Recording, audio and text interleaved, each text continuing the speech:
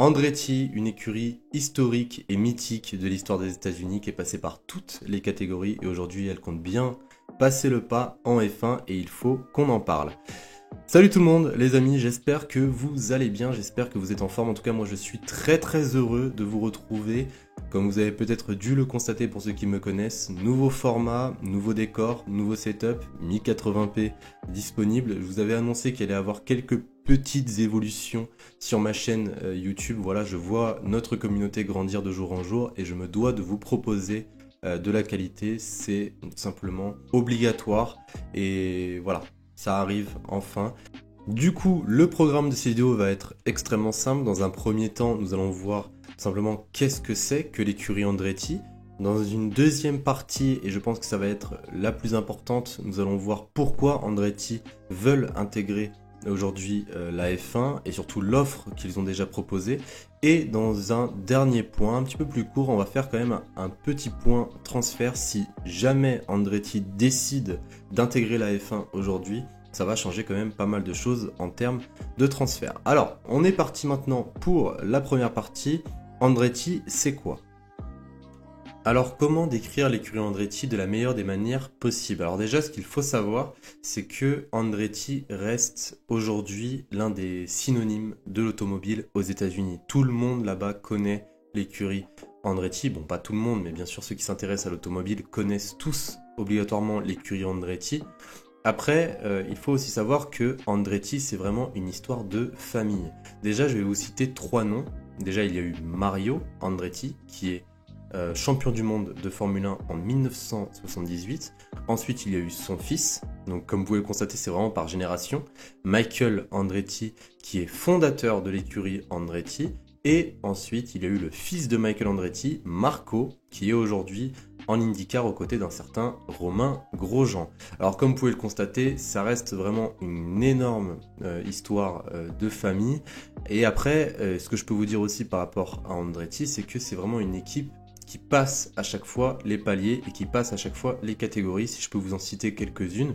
Déjà, ils sont passés par l'IndyCar. Bon, ils sont encore en IndyCar aujourd'hui. L'American Le Mans Series de 2007 à 2008.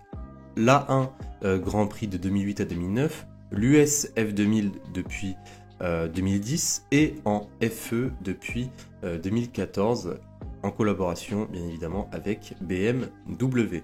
Donc comme vous pouvez le constater, c'est une écurie qui est un petit peu partout, voilà, on va pas se le cacher. Et aujourd'hui, ils veulent passer le pas en F1 pour tout simplement ramener leur marque tout simplement sur la catégorie reine du sport automobile. Donc voilà par rapport à Andretti. Donc maintenant on va passer au grand 2 et on va voir pourquoi Andretti veulent passer le pas en F1 et surtout pourquoi Andretti veulent prendre la place d'Alfa Romeo en F1 et aussi l'offre qui a été déjà transmise à l'écurie suisse. Alors déjà ce qu'il faut savoir c'est qu'il y a plusieurs raisons pour laquelle l'écurie Andretti pourrait potentiellement venir en F1 d'ici peu. C'est tout simplement aussi la raison des marchés qui sont en pleine expansion. Il y a vraiment beaucoup de bénéfices à se faire. Il y a une nouvelle réglementation en 2022 qui arrive avec un tout nouveau règlement, notamment en termes financiers, qui pourrait rapporter gros à l'écurie américaine. Il y a aussi le fait, et ça c'est un petit détail, je l'admets, mais quand même il faut le dire, les F1 en 2022 vont beaucoup plus ressembler aux voitures IndyCar, notamment en termes d'appui, voilà. Autre chose aussi à dire, c'est que Alfa Romeo a de gros problèmes financiers en ce moment. Juste pour vous dire, ils veulent même recruter un jeune pilote de F2, Zhou, pour essayer de leur apporter des fonds financiers en plus, ce qui est quand même catastrophique, quoi. Ils ont vraiment de très gros problèmes. Et l'équipe vaudra aussi, et ça c'est un très gros point, l'équipe Alfa Romeo vaudra 1 à 2 fois plus cher d'ici 2023-2024. Donc ça c'est vraiment quelque chose à ne pas négliger pour Andretti et c'est pour ça selon moi qu'ils veulent racheter l'écurie Alfa Romeo.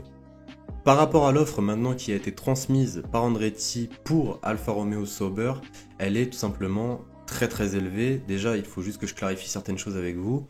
Il faut savoir que Andretti a proposé à Alfa Romeo Sauber de racheter 80% de leur écurie.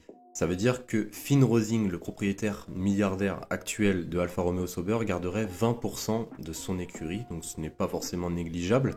Et Alfa Romeo aujourd'hui vaut 350 millions de dollars avec la société d'ingénierie et la soufflerie inclus. Donc c'est une somme qui est très très élevée, mais Andretti sont prêts à tout pour tout simplement racheter l'écurie suisse. Et la dernière chose sur laquelle je voulais vraiment faire un petit point avec vous, c'est par rapport au deuxième pilote. Du coup, qui sera comme deuxième pilote? Alors déjà, il y a plusieurs pistes qui ont été envisagées. Il y a déjà Zhou qui est en F2. Voilà, qui pourrait, de l'académie Alpine, qui pourrait faire son arrivée chez Alfa Romeo avec une très très grosse somme d'argent. Malheureusement, Alfa Romeo ne veulent pas le signer pour l'instant puisqu'ils ne sont pas d'accord sur la durée du contrat. Le pilote chinois veut 2 ans de durée minimum et Alfa Romeo n'en veut pas, simplement parce qu'il y a un certain Théo Pourchaire, bien évidemment, qui est tout simplement dans l'académie Alfa Romeo. Il y a bien évidemment Oscar Piastri, le leader du championnat de F2 actuel, qui appartient aussi à Alpine et du coup c'est un petit peu compliqué aussi pour lui puisque au final je vois très très mal l'académie Alpine jeter son pilote, parce que je rappelle que quand même quand une académie a un pilote, il lui paye aussi sa formation, enfin du moins il lui paye ses années en F3, F2 et tout ça, et ça serait vraiment jeter de l'argent par la fenêtre de laisser Piastri aller chez Alfa Romeo. Un autre pilote aussi qui pourrait intervenir dans la balance, c'est Colton Herta. Si vous ne le connaissez pas, c'est tout à fait normal, c'est un des protégés d'Andretti qui pourrait potentiellement prendre la deuxième place, qui pourrait prendre la place aux côtés de Valtteri Bottas. Du coup, si Andretti décide de racheter Alfa Romeo, c'est ce qui pourrait potentiellement se passer. Et bien évidemment aussi, il reste Théo Pourchaire qui est pilote de l'académie Alfa Romeo et qui bien évidemment ne sera pas viré, il restera là. Et il pourrait aussi avoir ses chances pour prendre ce deuxième baquet. En tout cas, voilà les amis par rapport à Andretti. Donc j'espère vraiment que cette vidéo vous aura plu. J'espère vraiment que vous comprenez un petit peu plus la démarche de cette écurie américaine qui pourrait tout simplement arriver sur la scène de la Formule 1.